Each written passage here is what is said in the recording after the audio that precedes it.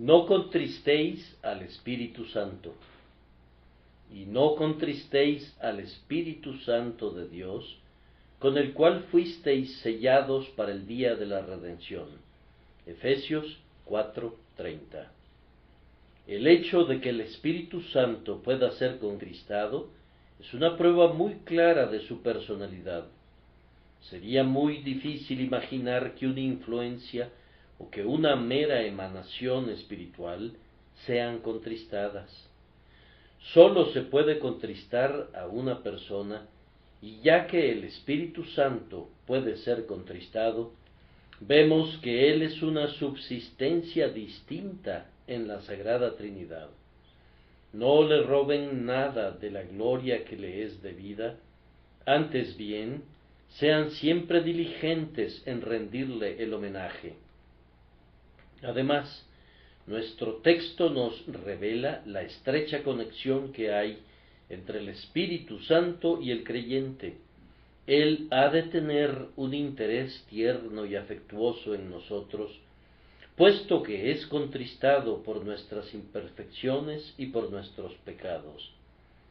No es un Dios que reine en solitario aislamiento, separado por un gran golfo, antes bien, el bendito Espíritu entra en un contacto tan íntimo con nosotros, hace observaciones tan minuciosas y tiene consideraciones tan tiernas, que puede ser contristado por nuestras fallas e insensateces.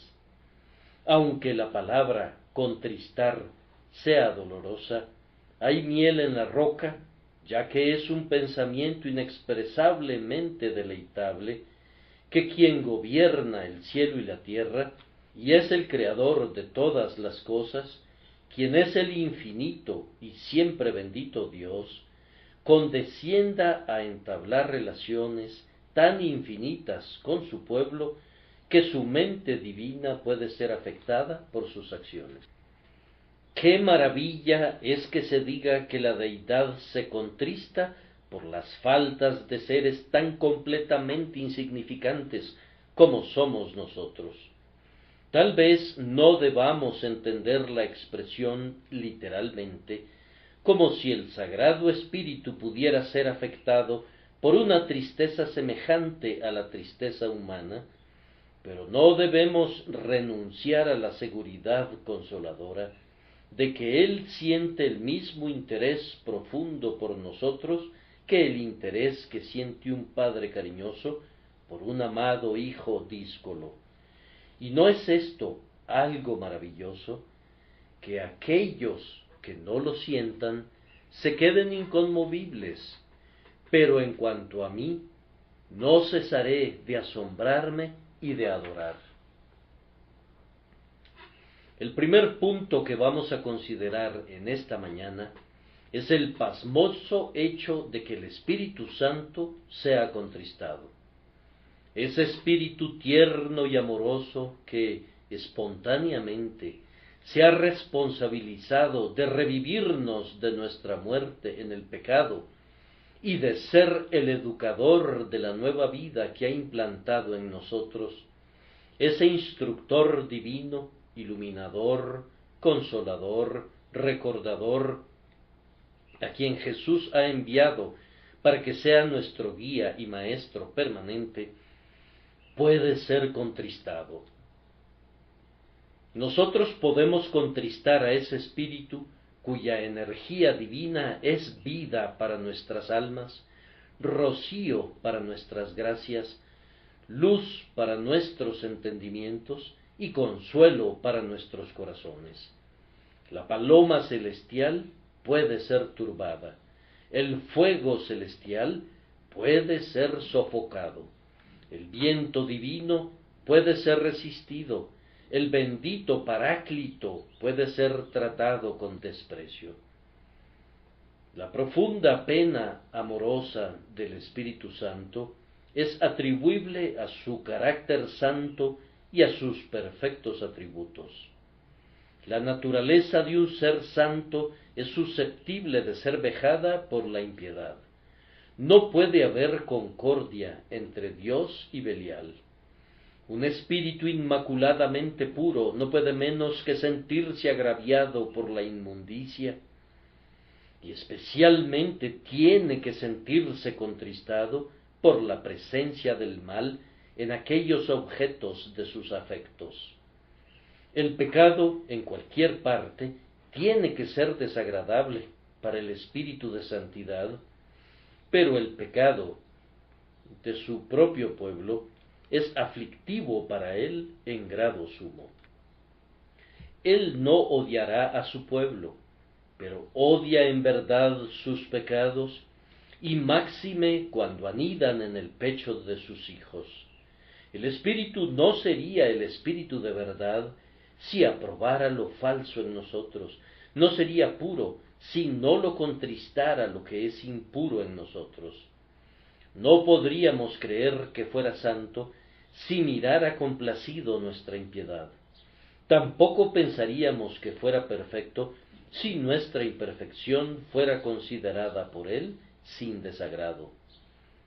No, como él es lo que es el Espíritu Santo y el Espíritu de santidad, entonces todo lo que en nosotros resulte ser deficiente en relación a su propia naturaleza, tiene que contristarle. Él nos ayuda en nuestras debilidades, pero se contrista por nuestros pecados.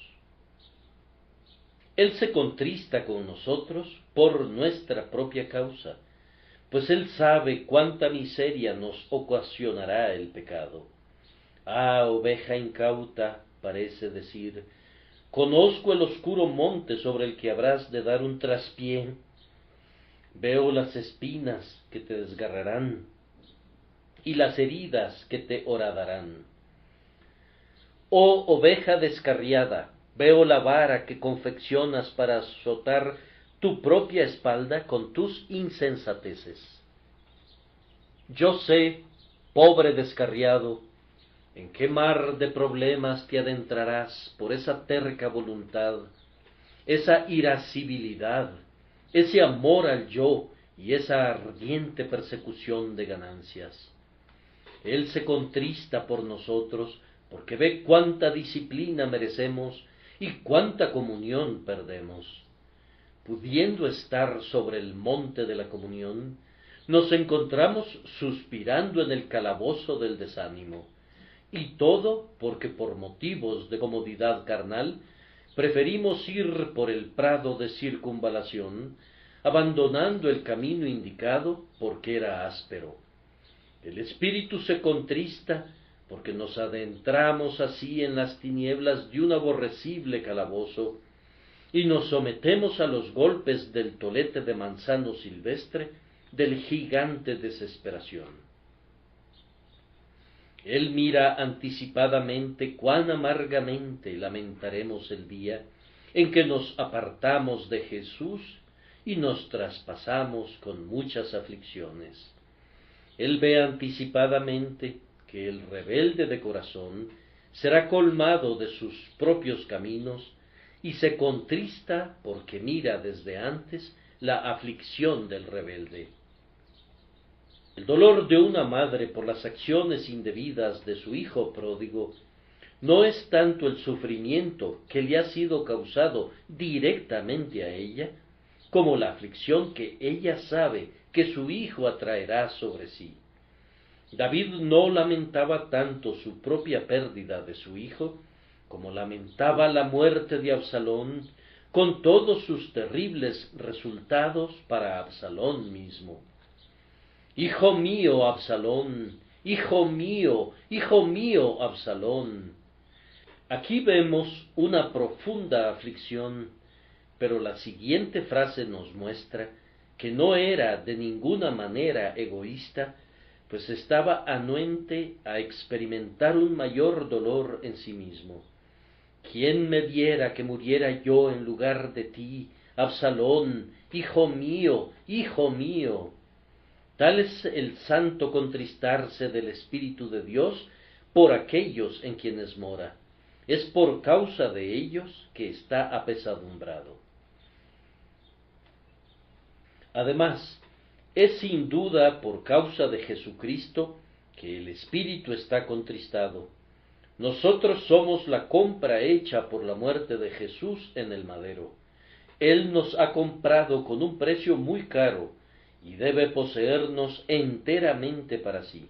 Y si no nos posee por completo como suyos, pueden concebir muy bien que el Espíritu de Dios esté contristado. Hemos de glorificar a Cristo en estos cuerpos mortales. El único fin y el propósito de nuestro deseo ha de ser coronar con joyas esa cabeza que una vez fue coronada de espinas. Es lamentable que fallemos tan frecuentemente en este servicio razonable. Jesús merece lo mejor nuestro. Cada herida suya nos reclama, y cada dolor que soportó, y cada gemido que escapó de sus labios, es un renovado motivo para una perfecta santidad y una completa devoción a su causa.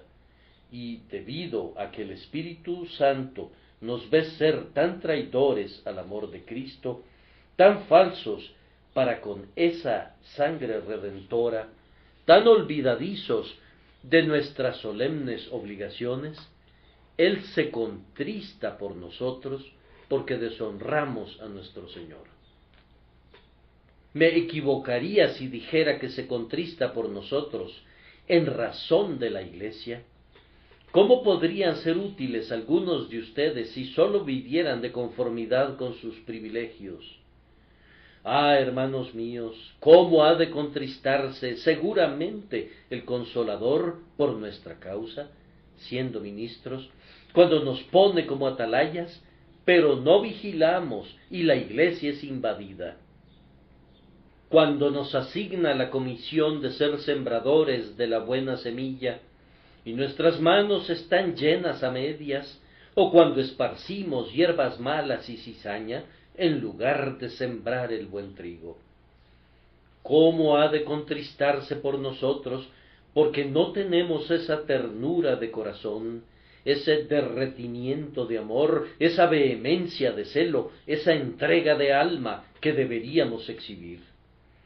Cuando la Iglesia de Dios sufre daño por causa nuestra, el Espíritu ama a la Iglesia y no puede soportar verla robada y despojada, ver que sus hijos anden descarriados, que sus hijos heridos no reciban socorro y que sus corazones quebrantados no sean sanados, porque somos indiferentes a nuestro trabajo y descuidados en nuestra labor por la Iglesia.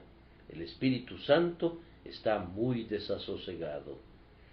Pero no es únicamente con los ministros, sino con todos ustedes, pues hay un nicho que cada uno de ustedes debe llenar, y si queda vacante, entonces la Iglesia pierde por culpa de ustedes, el reino de Cristo sufre daño, el ingreso que debía percibirse en Sión se agota, y el Espíritu Santo se contrista.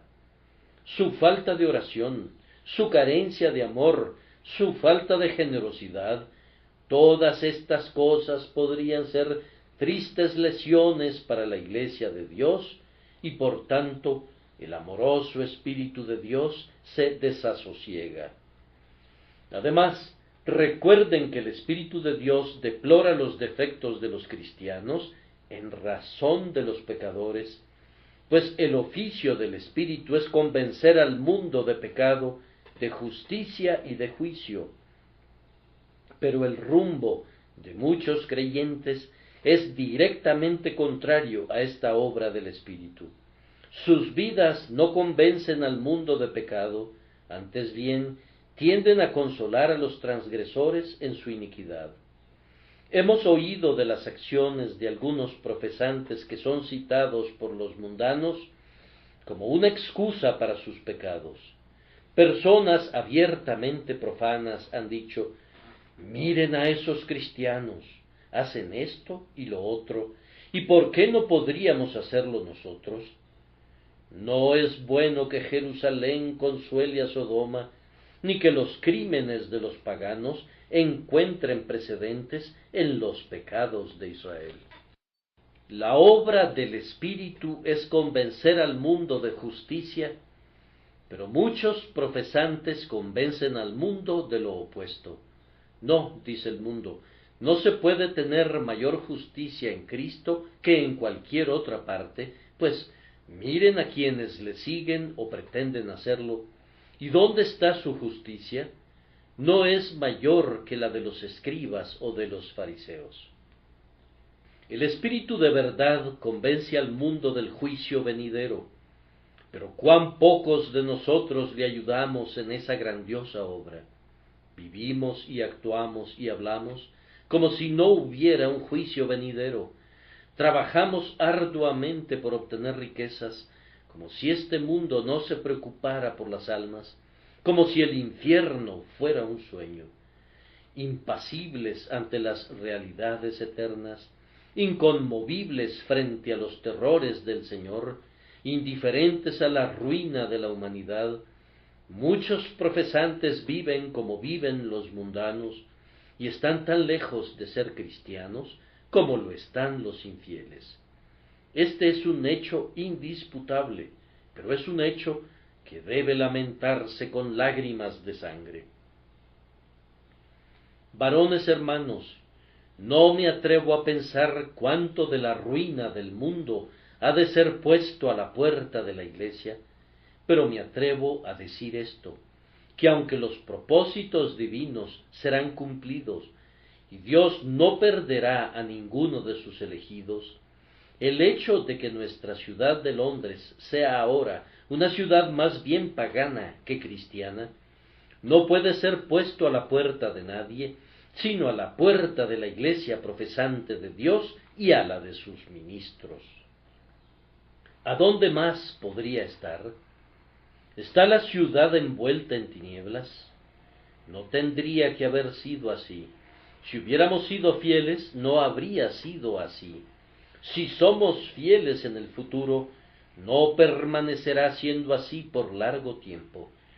No puedo imaginar a una iglesia apostólica establecida en medio de Londres y llena del ardor de los primeros discípulos, que permanezca por largo tiempo sin testimoniar sensiblemente a las masas. Yo sé que el incremento de nuestra población es inmenso. Yo sé que estamos agregando cada año un nuevo poblado a esta ciudad agigantada, pero no voy a aceptar la idea, no me atrevo, de que el celo de la Iglesia de Dios, si estuviera en su nivel correcto, fuera demasiado débil para adaptarse al caso. Es más, hay suficiente riqueza entre nosotros, si fuera consagrada, para construir tantas casas de oración como fueran necesarias. Hay suficiente habilidad entre nosotros, si fuera dedicada al ministerio de la palabra, para producir una suficiencia de predicadores de la cruz. Tenemos todo el vigor mental y pecuniario que se requiere. El punto en que fallamos es este. Somos limitados en poder espiritual, somos miserables en gracia, tibios en celo, magros en devoción, tambaleantes en la fe. No estamos estrechos en nuestro Dios, estamos estrechos en nuestras entrañas.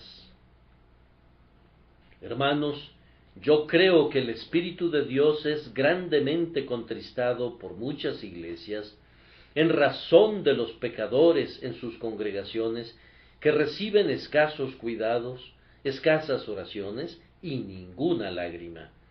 Quisiera que este pensamiento nos moviera a nosotros y a nuestros hermanos a enmendar nuestros caminos. En segundo lugar, hemos de referirnos a las causas deplorables que motivan que el Espíritu Santo se contriste. El contexto nos sirve de ayuda. Aprendemos que los pecados de la carne, la inmundicia y la maledicencia de cualquier tipo lo contristan. Noten el versículo precedente. Ninguna palabra corrompida salga de vuestra boca. Cuando un cristiano cae en el hábito de hablar de una manera inmoral y poco comedida, cuando se deleita en cosas que son indecorosas, aunque no se sumergiera en la comisión de alguna inmundicia externa, El Espíritu de Dios no se agrada de él. El Espíritu Santo descendió sobre nuestro Señor como paloma, y una paloma se deleita en los ríos de agua pura, pero rehúye todo tipo de inmundicia.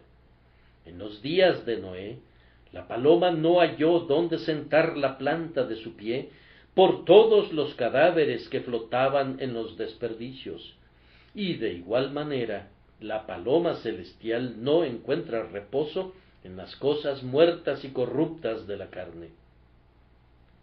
Si vivimos en el Espíritu, no obedeceremos los deseos de la carne. Quienes caminan en pos de la carne no saben nada del Espíritu. Según el versículo 33, nos da la impresión de que el Espíritu Santo es contristado si albergamos amargura, enojo, ira, gritería y maledicencia y toda malicia. Si en la iglesia cristiana hay disensiones y divisiones, si un hermano habla mal de su hermano y si la hermana habla mal de su hermana, el amor está ausente y el espíritu de amor no estará presente por largo tiempo. La paloma es el emblema de la paz. Uno de los tempranos frutos del espíritu es la paz. Mis queridos amigos, yo espero que, como una iglesia, si hubiera algún sentimiento maligno y secreto entre nosotros, si hubiera alguna raíz oculta de amargura, aunque todavía no hubiere brotado para turbarnos, puede ser quitada y destruida de inmediato. Yo no tengo conocimiento de una cosa así de abominable, y me siento feliz de poder decirlo. Confío en que caminamos juntos en una santa unidad y concordia de corazón, y si alguien está consciente de alguna amargura, aunque fuera en una medida muy pequeña, ha de deshacerse de ella, para que el Espíritu de Dios no sea contristado por su culpa y contristado por la Iglesia de Dios debido a esa persona. No tengo ninguna duda de que el Espíritu se contrista grandemente cuando ve en los creyentes algún grado de amor al mundo. Su celo celestial es provocado por ese tipo de amor impío. Si una madre viera que su hijo está encariñado con otra persona que no es ella, si supiera que es más feliz en la compañía de un extraño que en la suya propia, consideraría eso una pena muy dura de sobrellevar. Ahora bien, el Espíritu de Dios nos da a nosotros, los creyentes, gozos y consuelos abundantes, y si nos ve que damos la espalda a todas esas cosas para unirnos a la compañía mundana, para alimentarnos ávidamente de los mismos vanos gozos que satisfacen a los mundanos, siendo un Dios celoso, consideraría eso como un gran desprecio contra él. ¿Cómo? ¿Acaso el buen pastor adereza la mesa con las exquisiteces mismas del cielo, y nosotros preferimos devorar las algarrobas que comen los cerdos? Cuando pienso en un cristiano que trata de encontrar su gozo allí donde los mundanos más viles encuentran los suyos, difícilmente puedo imaginar que sea cristiano, o si lo fuera, seguramente contrista grandemente al Espíritu de Dios. Vamos, antepones al mundo, que profesas haber encontrado vacío y vano y engañoso, antepones eso a las cosas más escogidas del reino de la gracia, y aunque profesas que te hizo sentar en los lugares celestiales con Cristo Jesús, todavía te revuelcas en el polvo como lo hacen los demás. ¿Qué dice el mundo? Dice, aquí está uno de esos cristianos que viene en pos de un poco de felicidad. Pobre alma, su religión no le proporciona ningún gozo y por tanto busca un poco de dicha en otra parte. Denle un espacio, pobre tipo, pues se la pasa mal los domingos. Entonces se corre la voz de que los cristianos no tienen gozo en Cristo, que nos tenemos que negar a nosotros mismos toda verdadera felicidad y que sólo podemos lograr un poco de deleite a hurtadillas cuando hacemos lo mismo que hacen los demás. ¿Qué calumnia es esa?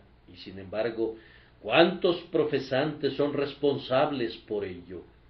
Si viviéramos en comunión con Jesús, no apeteceríamos lo que el mundo ofrece, despreciaríamos su júbilo y hollaríamos sus tesoros.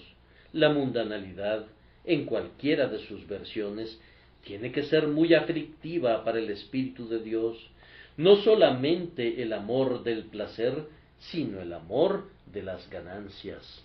La mundanalidad de los hombres y mujeres cristianos, al imitar al mundo en el vestido, la mundanalidad en el lujo o en la conversación, tiene que desagradar al Espíritu de Dios, porque Él nos define como un pueblo peculiar y nos dice: salid de en medio de ellos y apartaos, y no toquéis lo inmundo. Y luego nos promete: y seré para vosotros por Padre, y vosotros me seréis hijos e hijas. Pero si no queremos apartarnos, ¿cómo podríamos esperar que no sea contristado? Israel fue constreñido a dejar Egipto para ir al desierto, y Dios dice: me he acordado de ti, del amor de tu desposorio, cuando andabas en pos de mí en el desierto. Pareciera amar mucho la temprana separación de Israel para sí, y así yo creo que el Señor se deleita en ver a su pueblo rompiendo vínculos afectivos, renunciando a los placeres carnales y saliendo del campamento para llevar el vituperio de Cristo. El corazón de Jesús se embeleza cuando ve que su iglesia abandona el mundo. Aquí tenemos sus propias palabras para su esposa: oye, hija, y mira, e inclina tu oído, olvida tu pueblo y la casa de tu padre, y deseará el rey tu hermosura. Le encanta que sus santos sean enteramente para él.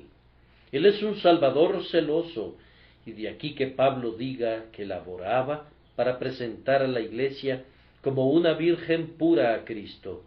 Jesús quiere que nuestra castidad para Él sea guardada más allá de toda sospecha, para que lo escojamos como nuestra única posesión y dejemos las cosas ruines de la tierra a quienes las aman. Hermanos míos, eviten contristar al Espíritu Santo en razón de la mundanalidad. Además, el Espíritu de Dios es contristado grandemente por la incredulidad. Querido amigo, ¿qué podría contristarte más que tu hijo sospechara de tu veracidad? Ay, da voces el Padre, ¿podríamos haber llegado al punto de que mi propio hijo no me crea? ¿Ha de ser mi promesa rechazada en mi cara y me ha de decir mi propio hijo: Padre mío, no puedo confiar en ti? Ninguno de nosotros como padres ha llegado todavía a ese punto, y sin embargo, ¿habrá llegado a ese punto nuestro Dios? ¡Ay! Ha sucedido. Hemos despreciado al Espíritu de verdad al dudar de la promesa y desconfiar de la fidelidad de Dios. De todos los pecados, seguramente este ha de ser uno de los más provocadores. Si permaneciera en algo el virus de la culpa diabólica, ha de ser en la incredulidad, no en la de los pecadores, sino en la del propio pueblo de Dios, pues los pecadores no han visto nunca lo que los santos han visto, no han sentido nunca lo que nosotros hemos sentido, no han sabido nunca lo que hemos sabido, y por tanto, si dudan, no pecan contra tal luz, ni desprecian a tales argumentos invencibles a favor de la confianza, como lo hacemos nosotros.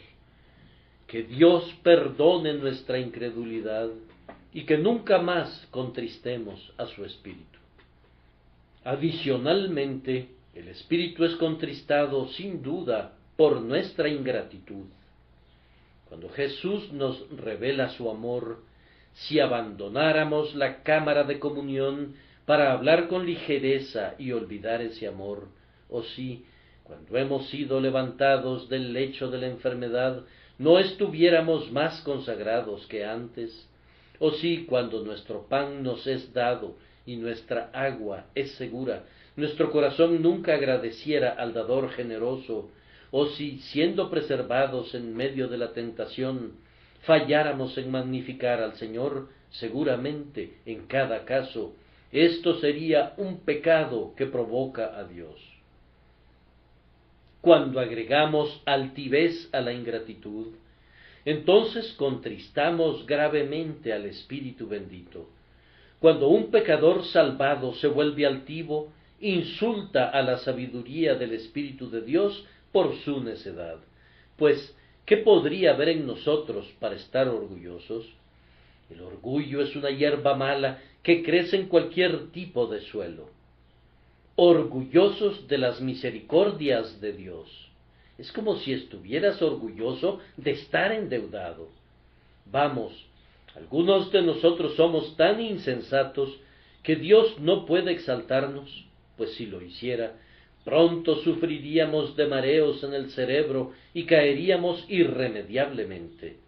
Si el Señor pusiera, aunque fuera una pieza de oro del consuelo, en nuestros bolsillos, nos consideraríamos tan ricos que estableceríamos nuestro negocio por cuenta propia y cesaríamos de depender de él. No puede consentirnos con un pequeño gozo, tiene que guardarnos como el padre de la parábola guardó al hermano mayor que se quejaba: nunca me has dado ni un cabrito para gozarme con mis amigos. Oh, es triste que seamos tan necios como para volvernos orgullosos de nuestras gracias. Esto contrista grandemente al espíritu en una persona individual, y con mayor razón cuando se convierte en la falta de una iglesia entera. Si ustedes, como iglesia, se jactaran de que son numerosos, o generosos, o ricos, todo habría terminado para ustedes. Dios abate a quienes se exaltan. Si su alma se jactara en el Señor, pueden jactarse tanto como quieran, pero si se gloriaran en cualquier otra cosa, Dios escondería su rostro y serían turbados aunque su monte hubiera estado firme alguna vez, de tal forma que soñaron que no podía ser conmovido.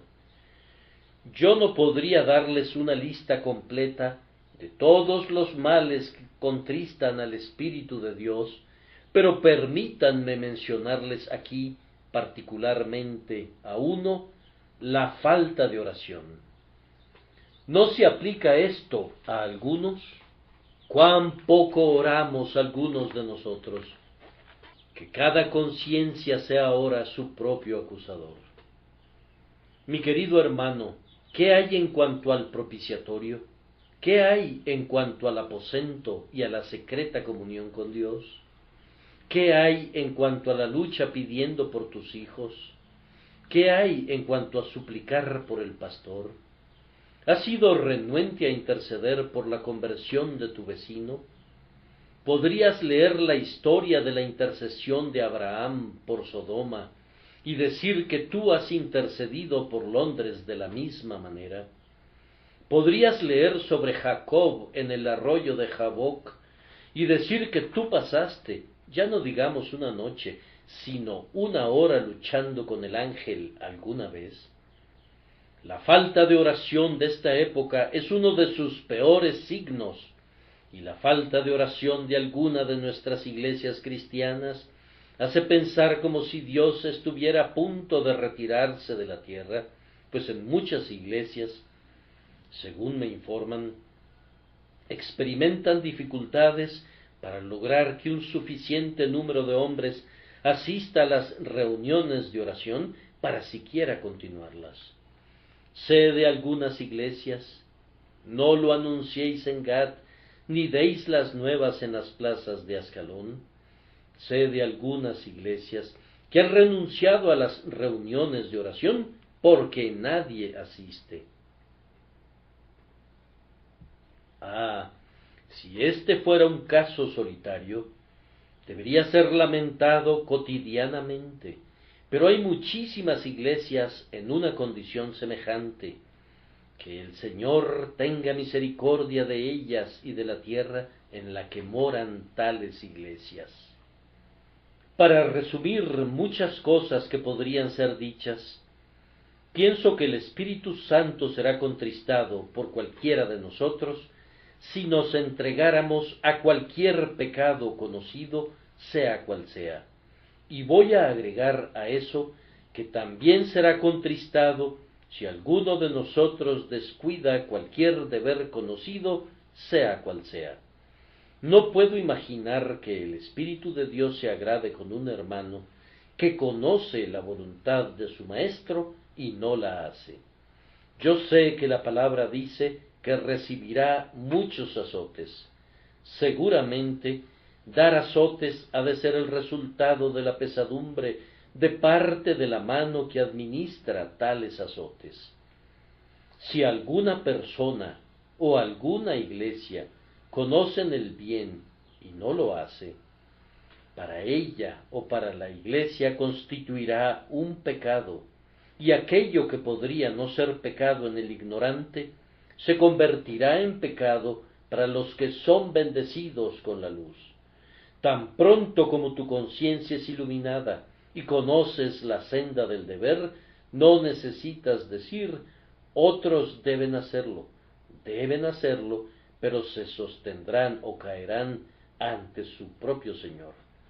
Si tu juicio es iluminado, apresúrate y no te demores en guardar los mandamientos de Dios. John Owen, en su tratado sobre el Espíritu Santo, hace un comentario diciendo que él cree que el Espíritu de Dios fue grandemente contristado en Inglaterra debido a la declaración pública hecha en los artículos de la doctrina, en el sentido de que la Iglesia de Dios tiene el poder para decretar ritos y ceremonias por ella misma. La palabra de Dios es la única regla de la Iglesia de Dios. En la medida en que la Iglesia de Inglaterra, así llamada, reclama ser su propio legislador, contrista al Espíritu.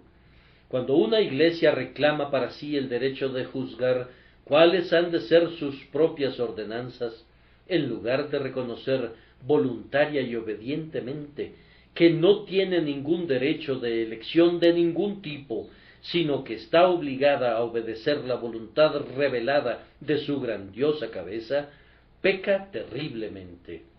El deber de todos los cristianos es escudriñar la palabra para conocer cuáles son las ordenanzas que Dios ha establecido y mandado, y una vez estando claros de la regla de la palabra, nos corresponde obedecerla. Si vieran el bautismo infantil en la palabra, no lo descuiden. Si no estuviere allí, no lo consideren. Aquí he de expresar un pensamiento que me ha perseguido por largo tiempo.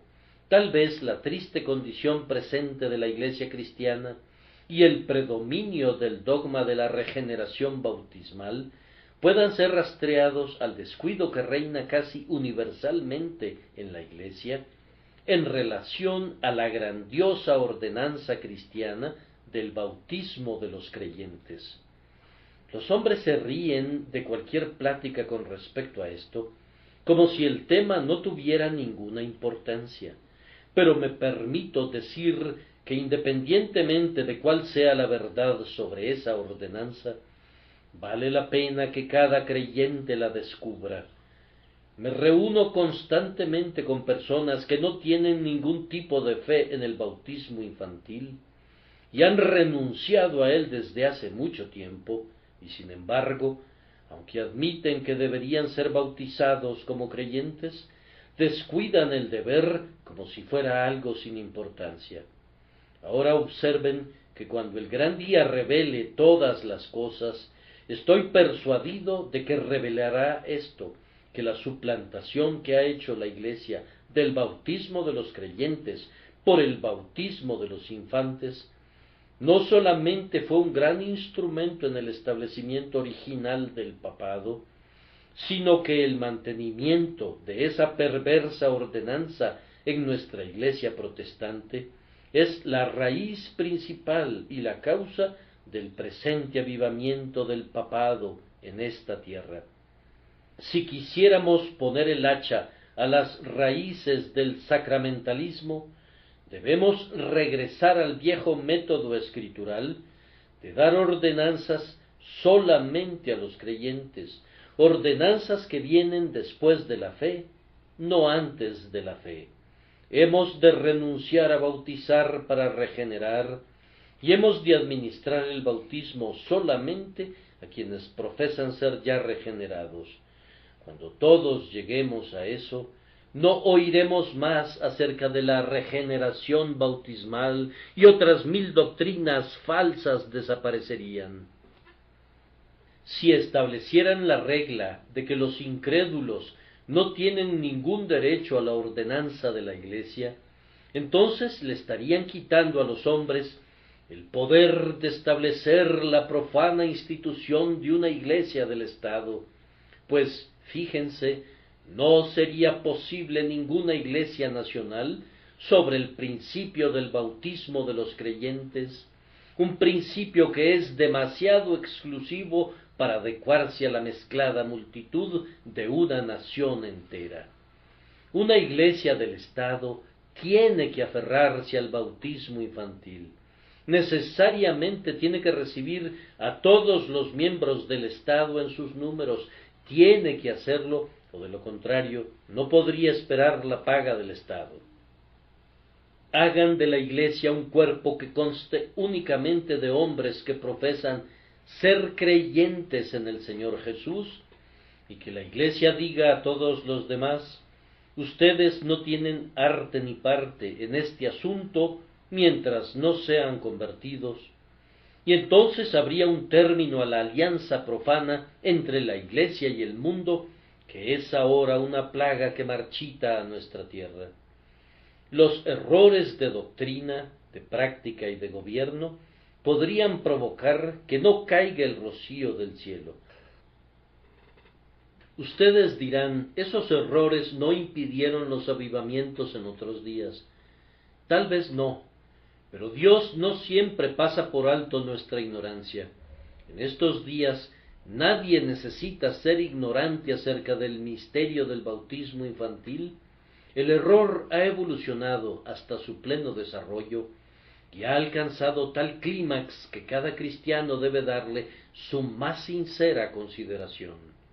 La culpa se apoderará de nosotros si no somos sinceros en buscar las raíces de un mal que es la causa de un daño tan letal en la tierra. Si, como Iglesia, somos claros en nuestro testimonio sobre este punto, les imploro que verifiquen si hay algún otro error del que pudieran ser acusados. ¿Hay alguna parte de la Escritura que no hayamos atendido? ¿Hay alguna verdad que hayamos descuidado? Hemos de estar dispuestos a renunciar a nuestras más preciadas opiniones al mandato de la Escritura, cualesquiera que pudieran ser. Les digo lo mismo que digo a los demás, que si la forma de gobierno de nuestra Iglesia, si la manera de nuestra administración de las ordenanzas cristianas, si las doctrinas que sostenemos no son justificadas por la palabra de Dios, debemos ser fieles a nuestras conciencias y a la palabra, y estar dispuestos a cambiar según la luz que hemos recibido.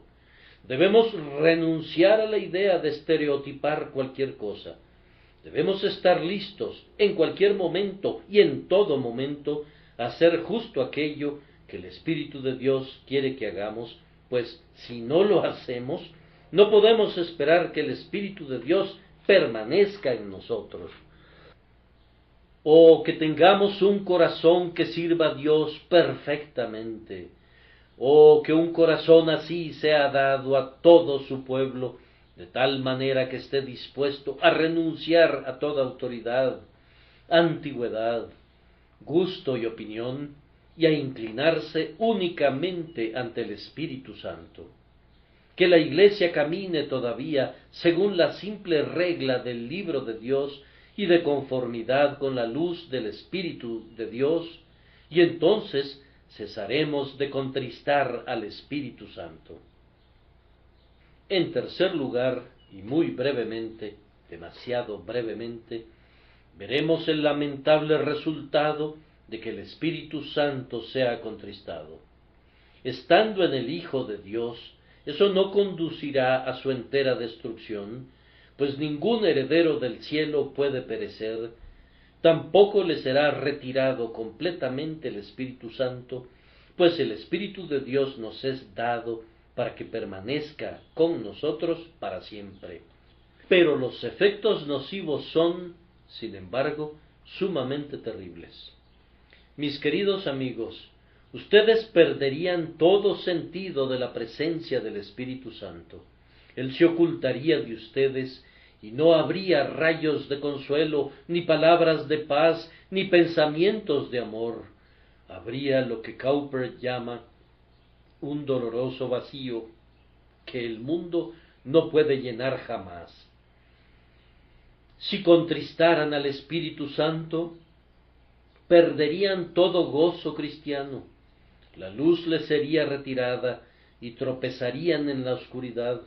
Los propios medios de la gracia, que una vez fueron un deleite, no tendrían ninguna música para su oído, su alma no sería más como un huerto regado, sino como un aullante páramo. Si contristaran al Espíritu Santo, perderían todo poder. Si oraran, sería una oración muy débil y no prevalecerían con Dios. Cuando leyeran las Escrituras, no serían capaces de descorrer el pestillo y forzar su paso para adentrarse en los misterios de la verdad. Cuando subieren a la casa de Dios, no experimentarían nada de ese devoto alborozo, de ese correr sin cansarse, de ese caminar sin desfallecer. Se sentirían como se sintió Sansón cuando perdió su cabello, débil, cautivo y ciego. Si el Espíritu Santo se apartara y la seguridad se fuera, se presentarían las dudas y surgirían los cuestionamientos y las sospechas. ¿Amo al Señor o no? ¿Soy suyo o no lo soy? Si contristaran al Espíritu de Dios, la utilidad cesaría. El ministerio no rendiría ningún fruto. Su trabajo en la escuela dominical sería estéril. Hablarles a otros y trabajar para otras almas sería como sembrar en el viento. Si una iglesia contrista al Espíritu de Dios, las plagas vendrán y marchitarán su hermoso jardín.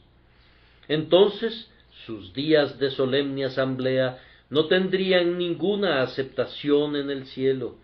Sus hijos, aunque todos ellos fueran ordenados como sacerdotes para Dios, no ofrecerían ningún incienso aceptable. Si la Iglesia contrista al Espíritu, no podría bendecir a la época en que vive, no proyectaría ninguna luz en las tinieblas circundantes, ningún pecador sería salvado por su medio. Habría solamente unas cuantas adiciones a su número. Sus misioneros cesarían de partir a otros lugares. No habría desposorios de comunión en su casa. Tinieblas y muerte reinarían donde todo era gozo y vida. Hermanos amados en el Señor, que el Señor evite que como iglesia contristemos a su Espíritu y haga que seamos denodados, celosos, veraces, unidos y santos, de tal forma que podamos retener entre nosotros a este huésped celestial que nos abandonaría si lo contristáramos. Por último, el texto usa un argumento personal para prohibirnos que contristemos al Espíritu, con el cual fuisteis sellados para el día de la redención. ¿Qué significa eso? Hay muchos significados atribuidos por diferentes comentaristas. nos contentaremos con los siguientes. Se pone un sello sobre algo para atestiguar su autenticidad y autoridad. ¿Por qué medio puedo saber si soy realmente lo que profeso ser? Soy un cristiano por profesión. ¿Cómo sé si realmente soy un cristiano o no? Dios pone un sello sobre cada santo genuino. ¿Cuál es? Es la posesión del Espíritu Santo.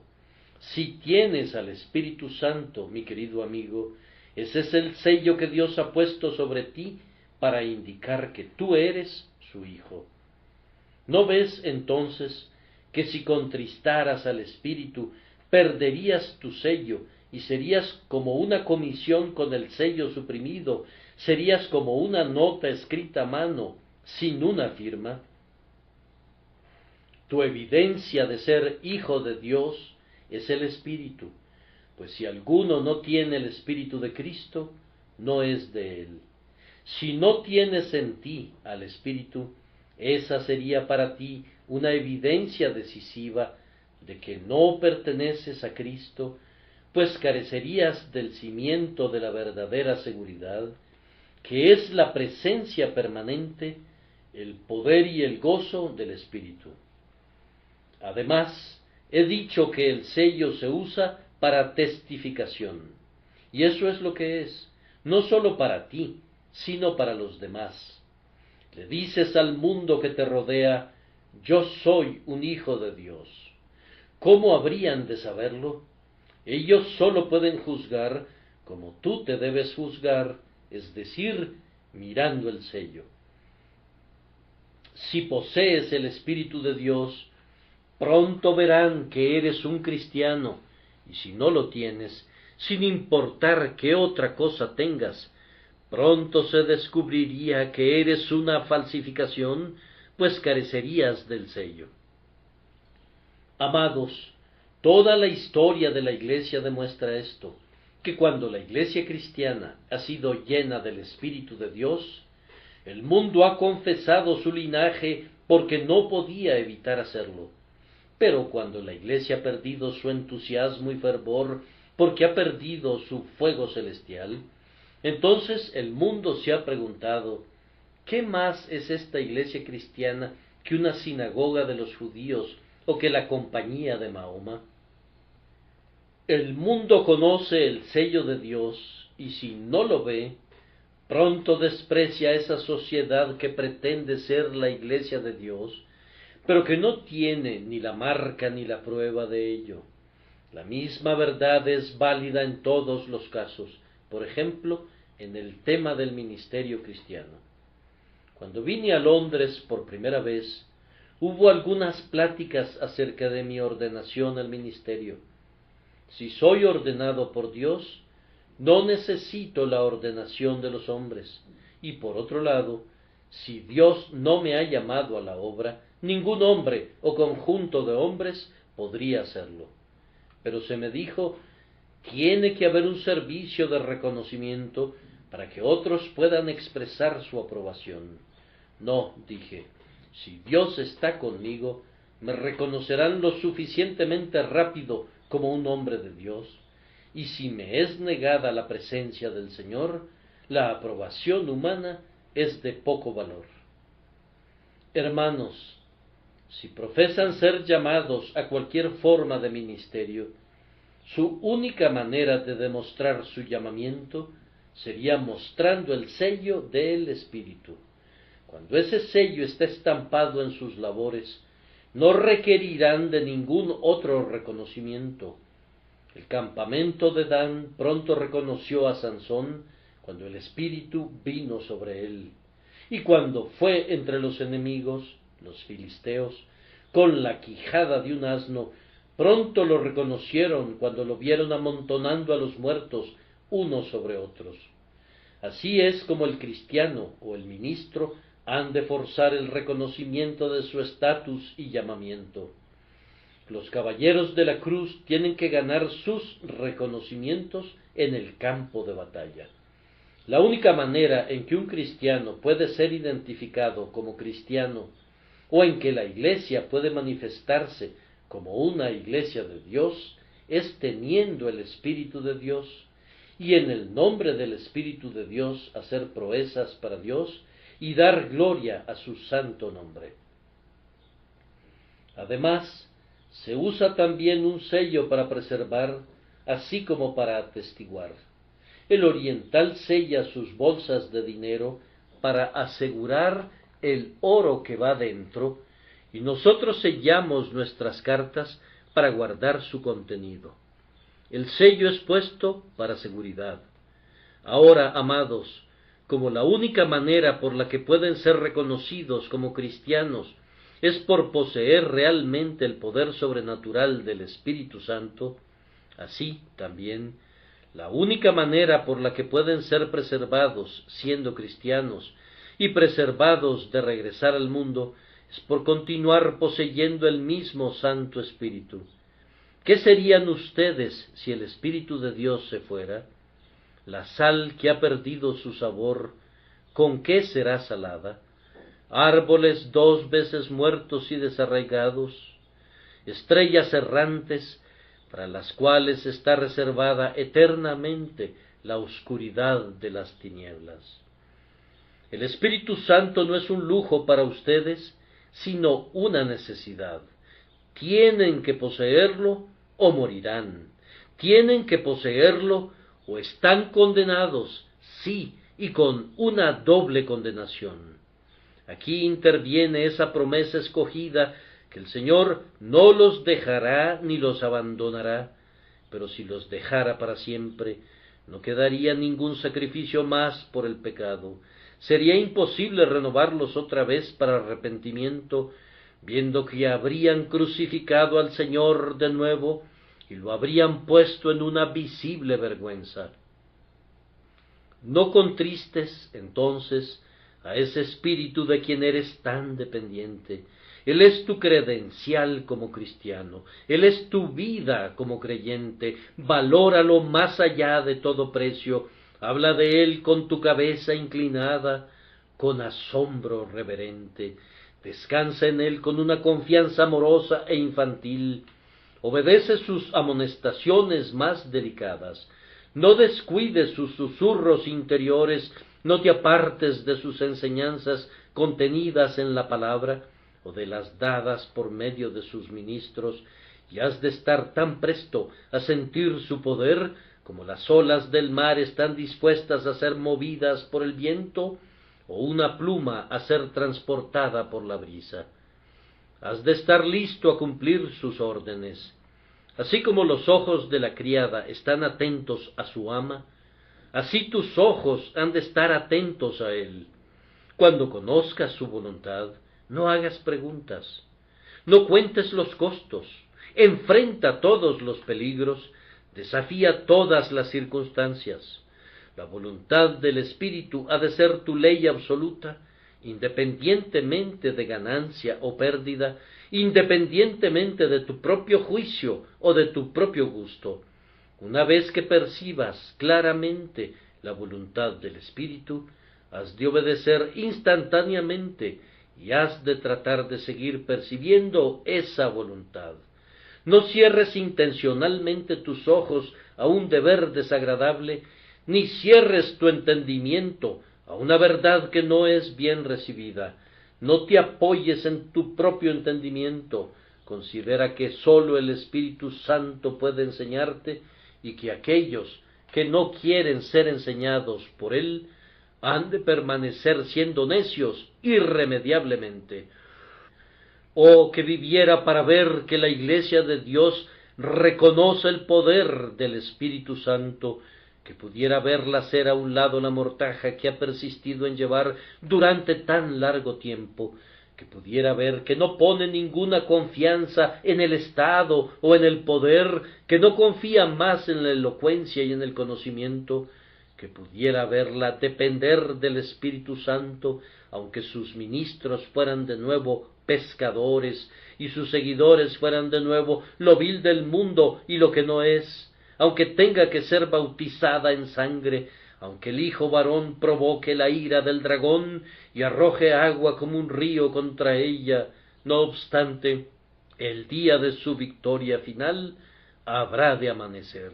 Si sólo obedeciera al Espíritu, si sus directrices, credos y reglas, sus libros de oración, rúbricas y cánones fueran lanzados a los vientos, y el Espíritu libre del Dios vivo gobernara por doquier, si en vez de los decretos de sus concilios y la servidumbre esclavizada del sacerdocio y del ritual, sólo abrazara la libertad con la que Cristo la ha hecho libre, y caminara según su palabra y según las enseñanzas del Maestro Celestial, entonces podríamos oír el grito del Rey en nuestro medio, y las almenas del error caerían.